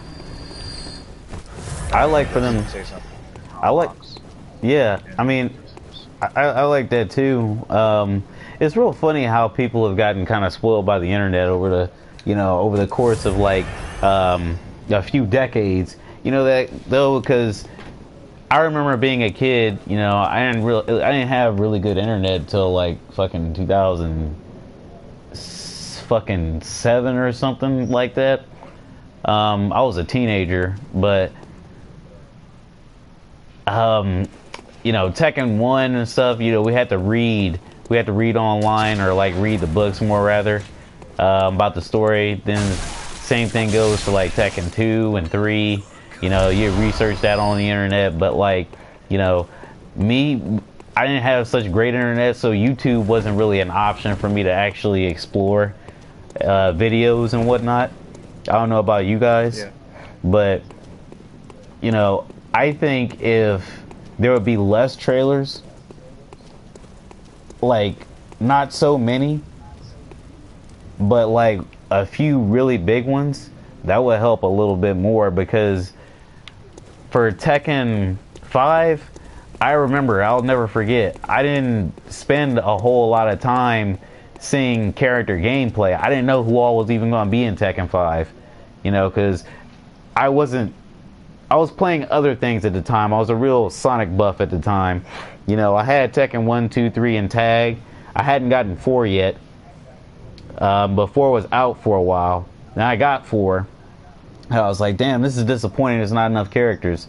And, you know, I still love Tekken, so I'm like, I used to tell people I'm collecting Tekkens. And, you know, I was like, you know, I'm going to get Tekken 5 because it's coming out in like 2 or 3 months. Because I haven't seen anything. I just looked on IGN and it just mentioned Tekken 5. And I looked at the intro. The intro was the only thing I had. I didn't actually have like a real trailer. I just had the intro. And I didn't even get to see all of it. I just got to see Raven because my internet was so fucking shitty that I could only buffer to see Raven and fucking Heihachi explode. So, you know, when I get Tekken 5, I'm seeing Beck, Bruce, Ganryu, and I'm like, you know, these are the Tekken 2 characters which I loved and I wanted to come back. You know, there's no June, but then, you know, we got Asuka. So that's a nice little placeholder. Jin has a cool new outfit. Everything's looking fine. Heihachi's dead. That adds some depth to the story. That's cool. You know, and I was very happy with the product. Now, could that be possible for this day and age? I don't know. Maybe if there's less trailers, because the whole, here's Josie, here's Jack, la da da, and having access to good internet and seeing all these people play with them, it's kind of less hype than you would expect. Like, what'd you say? It kind of spoils the entire experience of wanting to look forward to the game, don't you think? Yeah, because having all these Koreans left and right, because we've seen it happen back in 5, Tekken 6, Tag 2, where you had JDCR, Blegh just in the matches. We had How, we have me. You right. literally have the on Twitch. You have Green Day Tekken or Green Tekken, Greenland. It's types of names for a stream channel for Korean players just play Tekken. Obviously, you see big names like those, and it just kind of you eventually start learning how the character can be played, and you know, and all that other stuff. But it kind of ruins the experience a bit if you just want to be hyped for, you know, after you finally get the game in your hands and you're looking forward to it. You pop it in, you install the game, you install that on data, on the console, and yeah, that you know you're still gonna buy it. Yeah, you're still gonna buy it. But for most people, you know, for most people, I'm not gonna say for every single person, they'll be like, oh, Tekken 7, I'll just put this down for now and play another game, and I'll come back to this later. And they probably might not would. They probably never would play it for a while. You know, I'm just talking experience. So it's like, hyping it up is one thing, but enjoying it for the long one, like a lot of people do playing Tag 2, even though it's starting to become really dead scene. I mean, still people will play it, but in general consensus. You know, well, you know, I can oh hey, let's play another fighting game for now, and then come back to this later, which never would. You know, arguably, dead scene, like, Tag 2 is more alive than I thought it would be for, like, you know, because Tekken 6 was, there's still some people on Tekken 6. It's more alive than I like most fighting games are, though, which is great because Blaze Blue, fucking Calamity Trigger, I don't know, the only people playing that are, like, people who like, only have Steam. And, well, like I was saying, though, I think, you know, I'm sorry, this fucking wolf distracted me. I kind of forgot what I was going to say. It's just the way he's laying here. But, he's coming at you. Yeah. I think it would have been, like, I know they like to keep the arcade business model because that gives them tons of cash. That gives them tons of money, which is fine. But I think it would have been better maybe if they had 2 Bloodline Rebellion type deals. You know what I mean? 2 Bloodline Rebellions, 2 Unlimiteds, like 2 different installments of the same game. Like, I would be a bit more hyped if they had, you know, just a regular Tekken 7 with just Katarina and Claudio, Lucky Chloe, and of course, what the fuck is his name? Shaheen? Lucky Shaheen. I would be happy with them. And then later on down the line, let's get Tekken 7 Bloodline fucking Resurrection. And, you know, then we add Josie, Gigas. Oh, you mean like the old business model of, the old model of, say, Tekken 6, and then Tekken 6 VR. Yeah, so we add Josie, Gigas, and don't even add Double Jin and Jin. Put some other characters in until then. Double Jin and Jin should have been a last character reveal, like for a console release or something to surprise people.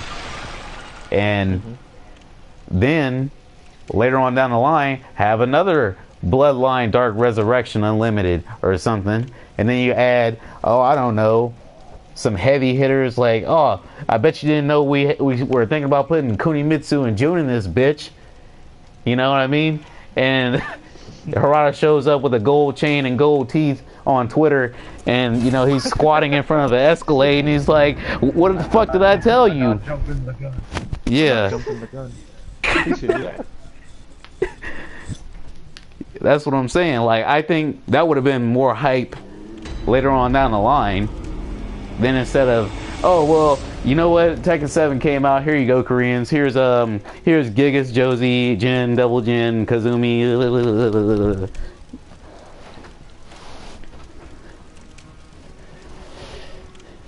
But it's whatever. I'm sure the game will be successful. It's probably going to be more successful in Tekken Tag 2, which is amazingly, it's amazing how little that game sold. It's still platinum. It's still like, you know, over 1 million, but it's like, less than Tekken 6? How the fuck did they manage that with all that fan service? I don't understand, really. I mean, it has almost every character from the previous Tekken games. It has, you know, everything that is fan service about the game. It even has, like, fucking bikinis for all characters.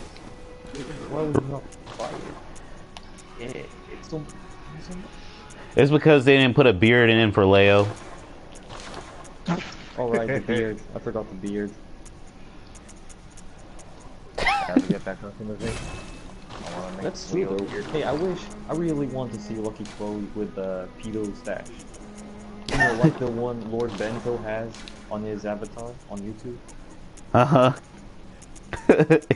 Those, you know, those Bloodborne gentlemen mushtak.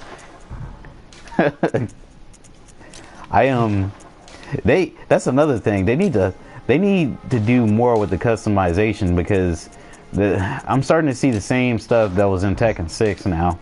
Yeah, they're just recycling from Tekken Tag 2. And Tag 2. I mean, some of them look better than they did, but they need to actually they need to get some information from a stylist, because a lot of that stuff looks kind of odd. And I'm not saying that because I'm an American, because, you know, I like Japanese culture just as much as the next guy, but some of that stuff just, like Jin's bangs, if you put Jin's bangs on anybody, they look so weird. They don't look like Jin's bangs. If you put any kind of front part of the hairstyle on Lars, he has a giant forehead. And actually, one more thing, Lars looked really, you know, ugly in Tekken 7. They should put in a customization option to put a bag in his head because it's so ugly. Oh god. Customization to put a bag on his head. That's great. I mean, at least give me the option to put a paper bag on, you know, Gigas' head, and just, like, you know, put like a smiley face or some type of words on it. Ooh, that would be cool. You know, with decals, that would be a very good idea. You'd be able to put whatever you want on the decal. Right. You know, I wouldn't mind. I hope they buying carry Tekken that. 7 right now. Well, I mean, right now I would because I'm in college. But let's assume I wasn't. Let's assume, you know, it was like this past summer. I would buy Tekken 7 with, you know, Claudio, Lucky Chloe, Josie, fucking Shaheen. No, without Josie. I'm talking about the order of characters, you know, chronologically. I would buy with only those 4 characters, you know, not even Jin or Devil Jin or Negas or whatever. And then they could do the same what they did with arcades, which is to keep adding new characters. You know, each month new character. Oh, man, I'm gonna try out this new character on my console.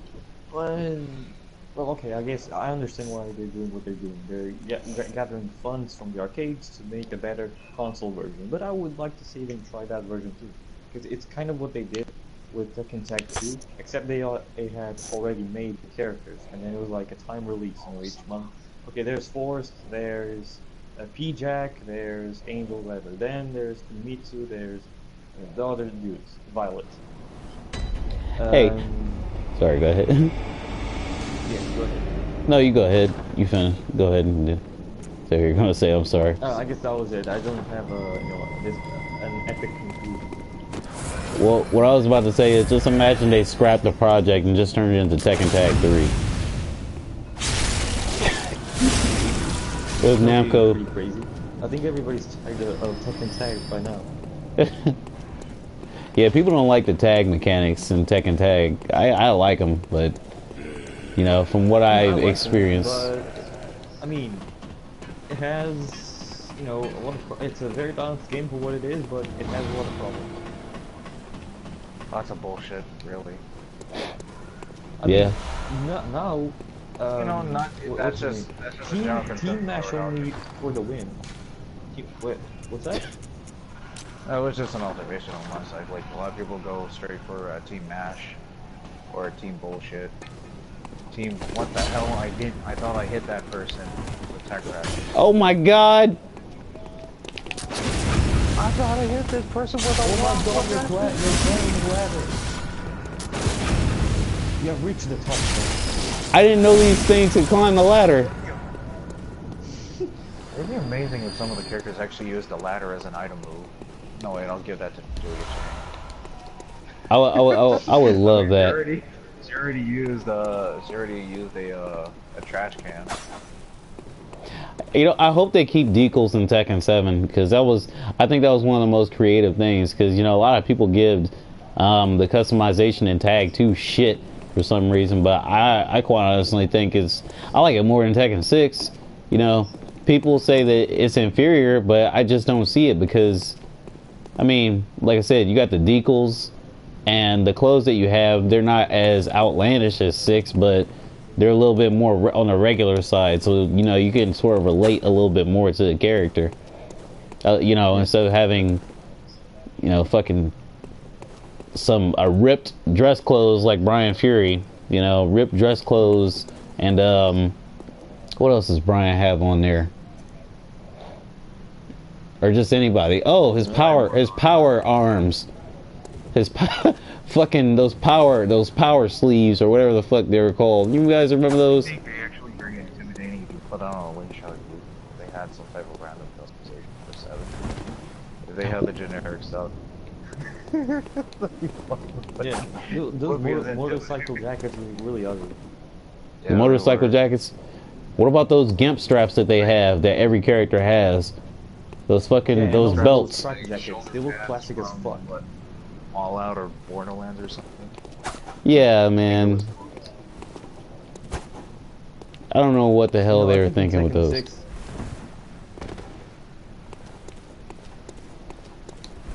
Oh yeah. I think in Tekken 6, you know, things are better organized when it comes to separation of limbs and their customization. Because if I wear a shirt, right? I wear a shirt. Why does the shirt come with gloves? Like those ugly. Yeah, at least give me the option to give myself a finger with, you know, be barehanded or different gloves with my jacket. I understand. Then in Tekken Tag 2, you can do anything you want with decals. Like with Jin, he has True. those his regular gauntlets. He can wear the heavier bag ones. He can wear his fingerless. He can go barehanded when he's wearing a hoodie. Any of those kinds of options. Same thing when he's wearing his little trenchy. Yeah. Well, you know, I think there are some options though, similar in Tekken 6 and Tag 2, where I'm pretty sure I think there's some Tekken 6 outfits where they make you get gloves too, and they make you get boots and shoes, but it's a little bit few and far between. But I do like the idea of having an inner clothing, an inner torso outfit like a shirt, and having an outer outfit like a vest. Like, I do like that concept, and I wish it would come back, but you know, it's I think that's a process that makes it a little bit more tedious on the developers to actually come out with, possibly, because you gotta think about it. You gotta render different layers of outfits and shit. You know what I mean? Yeah. And you gotta make it specific for each character. You can't just, oh well, here you go, here's a fucking shirt, like you can on Tag 2. Here's a shirt, enjoy. Enjoy being wrong. You know, testing those things for bugs are a really pain in the ass. Yeah, I bet. This Jesse Monte from YouTube, he's a Yoshimitsu player. He only got to play Tekken Tag 2 sort of competitively, or rather during the game. Started playing it a bit seriously. I know Jesse Monte, right? His PSN handle is set no message or something? Yes, exactly. It's his name spelled backwards. He was a tester for Tekken Tag 2, and so you may like Tekken a lot, but he says when you spend every day of the month trying to test out little stupid things, when the dudes give you directions like, hey, there might be some sort of connection between characters, find out if they have special tag codes. You know, for example, like Michael or Marvin. Those dudes have 50 or experimenting all kinds of tactics and multiple people doing it. Beta testing is always a hard job to go with, no matter what type of format you run. I could only imagine. I would hate to, you know, have a job where it makes me hate the game I love. Like, hey, let me just sit in this room for 8 hours and grab, just grab Lily, like, with Stonehead, like, 18 times in a row.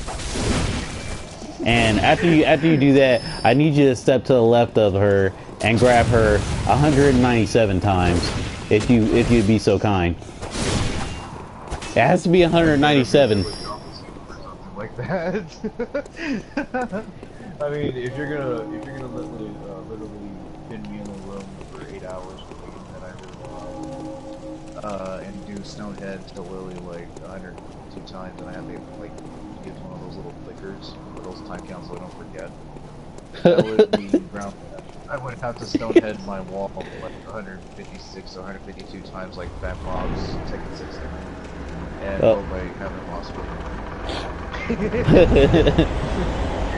And you know, even testing those things, you get stuff like, oh man, if Lee Chaolan is on player 2 and if he's the second character, if he's on anchor and you tag him in, then for some reason when you do his forward 4-3, this one specific move, he gets extra tracking to his left or to his right in the last hit of the forward 4-3. Like, that was something that was discovered a little bit, well, it was like some months ago. But, you know, more like, it was like 2 years after the game came out. I mean, why? It's so random. And I mean, there's no way to figure it out. You know what's really random? Like how Julia JC has Michelle's forward 4+3 1-to-1, like, you know, that lunging punch she does. That was supposed to be taken out. I've seen it done once during like the location test for Tekken Tag 2, and then I was like, you know, I've seen this done in a location test. I wonder if they really took it out. And then I did like, you know, a different input. I did it was a down DP. Yeah, I did DP3. I had a video about this a long time ago. DP3 and then 1, and I had, you got to be partnered with Armor King or Michelle, I think. And it's crazy. Like, I mean, it's very random. It's ridiculous. I want to maybe Devil Jin has like this weird, you know, experience where he just gets to a squid. If you I don't know, play sports survival mode, and then make him wear like a giant pizza on the back and fucking up with True Ogre. He turns into a giant squid. That's like something from a squid. He turns into like a sushi pizza put on my head.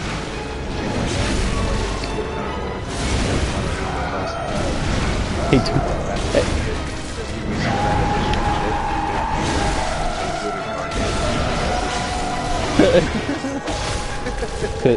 Kazuya turns into Ebrietas from Bloodborne and shit in the DLC for Tekken 7.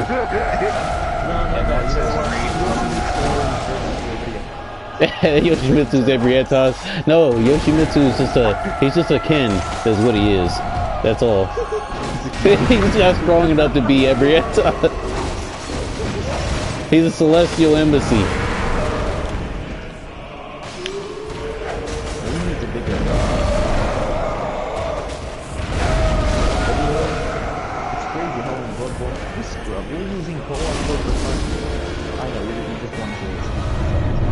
I know, I'm a huge scrub. You had it right. Yeah, I do want to speed things up because I really want to I want to get the fucking Milkweed every day, Parasite of Cause. Milkweed every day. Yeah.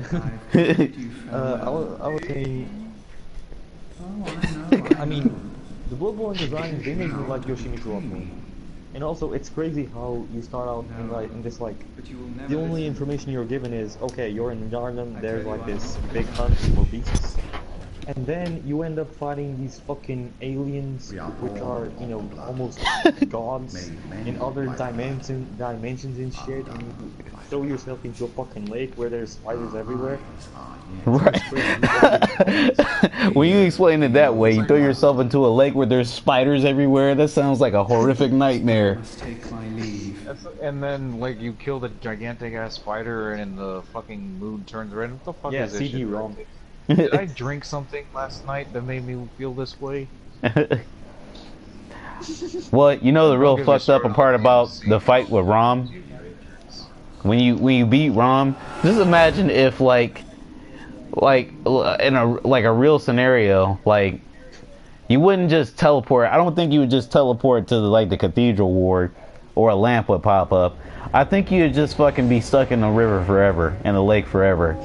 You know what I mean? Like, what if it wasn't a game and it was somebody's actual life and they were just stuck in the lake forever with no way to fucking leave?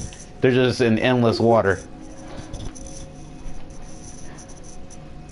Which I become a Bruce Almighty hunter and I don't sink. Bruce Almighty hunter.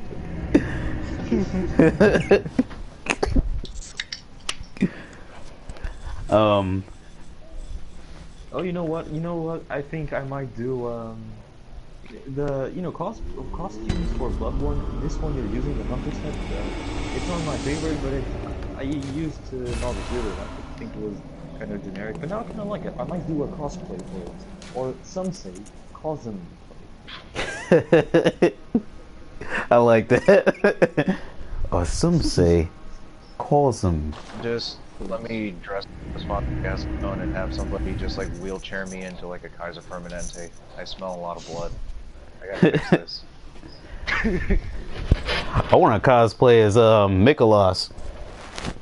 Nicolas Cage? Yeah, Nicolas Cage.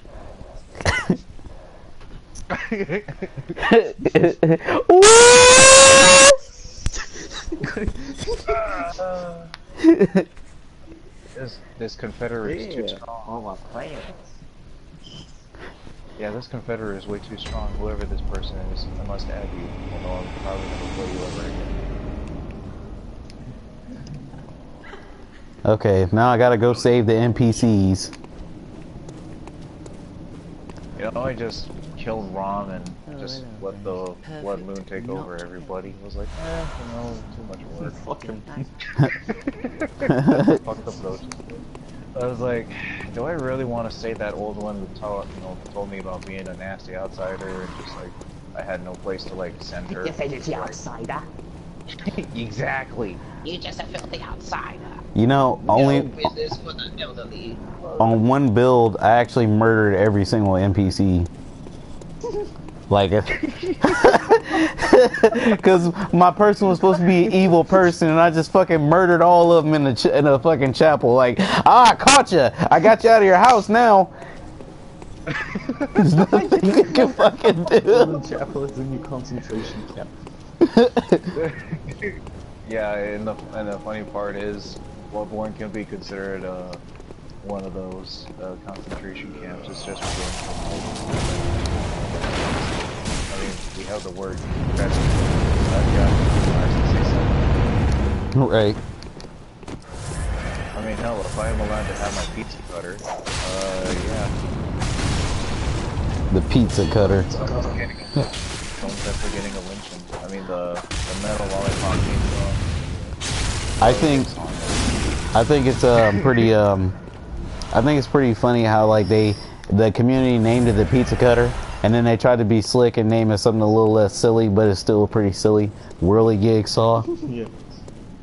Yeah. Yeah. Like Imagine Jura and all the powder kegs trying to come up with a name. The name might we name this object, this device? The Whirligig Saw. Yeah, that's a nice name. The Whirligig. Yeah. The Whirligig. We'll just say good show. I think I prefer pizza cutter actually, but I like Whirligig too. Whirligig saw. I mean, I definitely wouldn't have any qualms about naming the McDonald's arm like the tentacle bone snapper or whatever. I like that more than amygdalin arm because it's really fucked up when you actually read the fucking. Yeah, like if you ever take that shit and you fight against a McDonald's whatever, and you just start swinging that thing, wouldn't that boss be a little bit offended that you're swinging an appendage that probably fell off itself? Probably. You might get cursed. You know what? Actually, there's one way to tell. When great ones become offended, when you instigate the ire of a great one, they will curse you. So you can try swinging, a big old amygdalin dick at the amygdala's face, or maybe the Vegeta. And if they curse you, then Their children. they're angry. Actually, they should have made that. They're angry. They curse you, then they're angry. I would think so. I'm gonna curse you, aka I'm gonna spray this red Kool-Aid and just make you angry. Ah! Well, that's what happened in the fishing hamlet. Oh yeah. According to Body's video. Yeah, that one guy. If you get the rune, whatnot, you get to talk to that the one before the fishing hamlet lantern.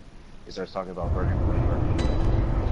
Yeah, what I did was I talked to him like a couple nights ago, grabbed the rune, and then grabbed that item that he had plus something else from that lady with the brain fluid.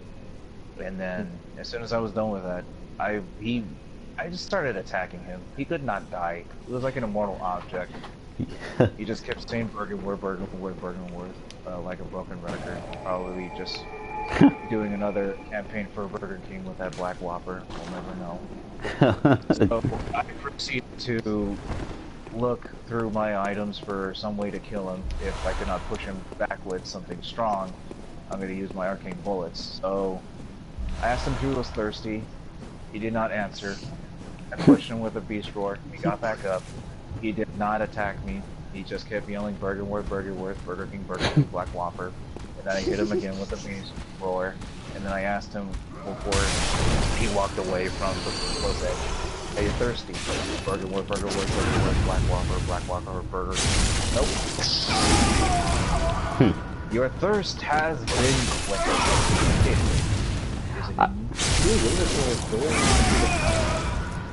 You know, Yeah, I legitimately bring water. I did that, but I used Augur of every Etos, and he just fucking he. I don't know about you love the fish. That's I whiff punished him.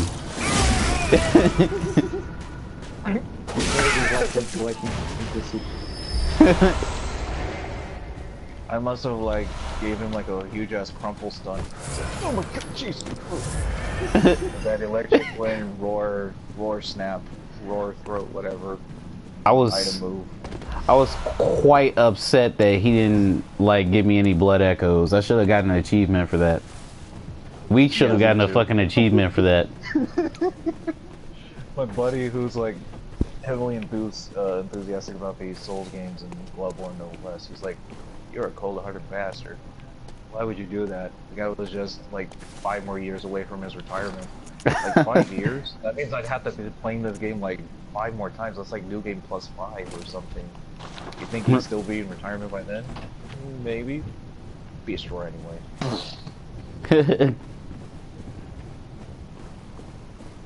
I will say this though. It's a wonder how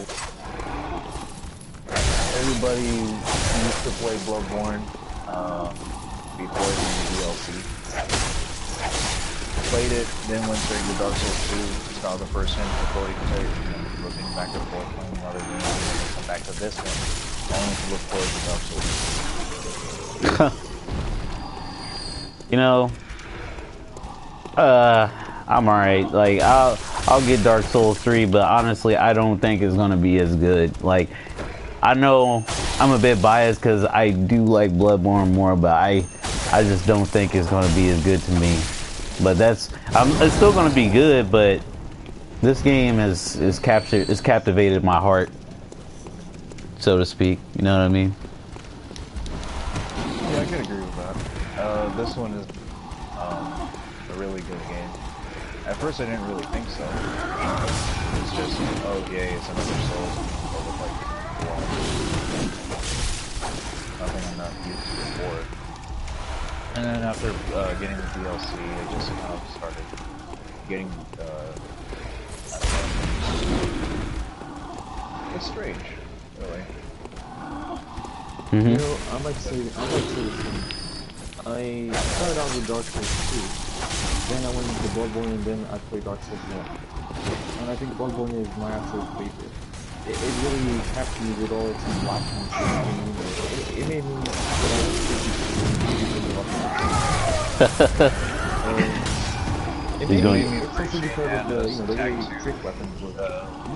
it made me appreciate the octopus costume of Anna even more. I mean, that's just I don't care. Hey, I want to interrupt you guys just for a second to tell you, these fucking guys on the Old Hunters DLC are ridiculously strong if you're doing a new game with fucking new stats and you just beat Vicar Amelia. These Old Hunters are fucking ridiculous. Oh yeah, I agree. Like they're very tough. Unless you're very careful with your Yeah. Yeah, I'm retreating. Shit! Cannot hit him with this bullet. I almost got fucking squashed. No. Ah, you son of a bitch, you got me. Okay, I tell you what. Since you walked off and your friend walked off, why don't you fight me now, you little bitch? Come over here and I'll Mishima Hell sweep you into the ravine. I'll Mishima Hell sweep you into the wind. I will perform a great. That's a lot of stamina use. I'll perform a grate on you. That's a great visceral waiting to happen. I wish I had. Well, you know what? Empty shell phantasm is worthless anyway. Never mind. You're talking about the arcane magic on your weapon? Yeah, I heard it doesn't even really. Somebody told me that it doesn't really help. I actually would counteract that. It's useful. It affects some of the bosses very, very well. Like Whirly Jigsaw or Pizza Cutter in this case. It works wonders on Ludwig when you use it. I didn't know that. I've been using it like the past couple of days, and it's actually gotten me 500, 600, 700 damage in the first time. And this is with just the arcane and bludgeons in it. I think it's a bit. If you start off as just like base 1, like you don't upgrade it, it gives you some decent damage, but not a whole lot, so you kind of be wasting your stamina, but once you level up the weapon and then imbue it with the arcane magic, it actually helps out. Otherwise, most of these guys are pretty much weak to both for it. Oh, Jesus Christ! You know, I think it's a bit weird that as reliable as I expected it to be, because my game is great. It should be like Dark in Dark Souls 2. It should be like Dark Souls wants to be the strongest. But for sure would be the strongest spells for Dark Souls is any kind of you know, hexes, dark magic, and miracles. Yeah, that would be considered your great source of strength besides sorceries as a second. Yeah, those are what the top tiers are, right? Yeah, they are. I would expect that to be like the biggest like source the of damage, pinnacle but it's something from the group. But instead we have like still being the dominant stack to evolve, you know, to be top tiers. That and Blood Tinge I'm finding out, because if you get the Shikage, I think Shikage is the top tier weapon if I'm not mistaken, because it has a rapid poison. It has a rapid poison, and the Blood Tinge scaling is like S, like at the when you get to like +9 or so.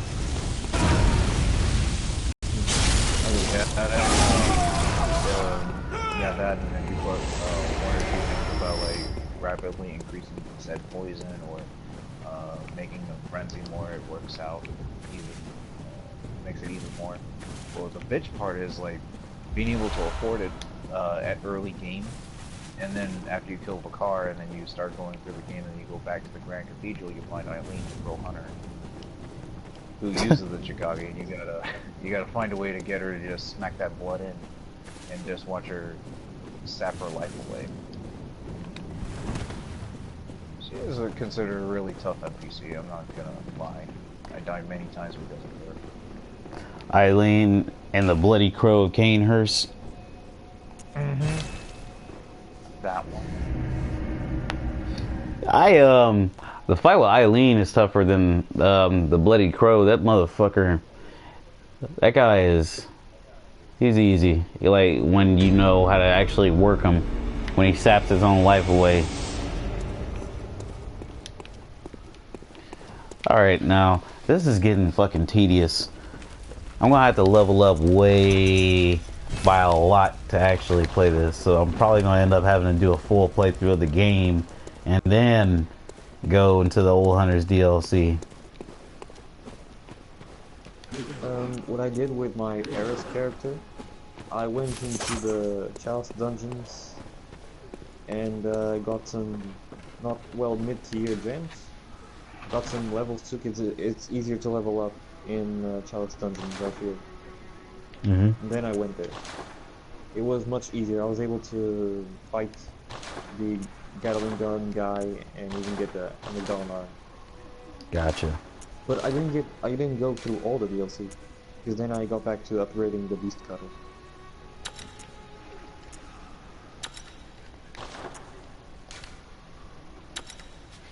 Practice makes perfect on these fucking viscerals, these guys. Yeah, got one. Yeah, I'm gonna have to go kill the blood-starved beast.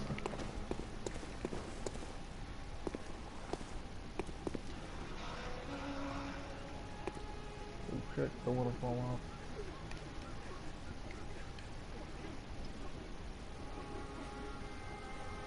I have to do it some other time. Get ready for work here. Well, guys, it was good talking to both of you. I hope you have a great day. Great days. Thanks, man. GG's, everybody.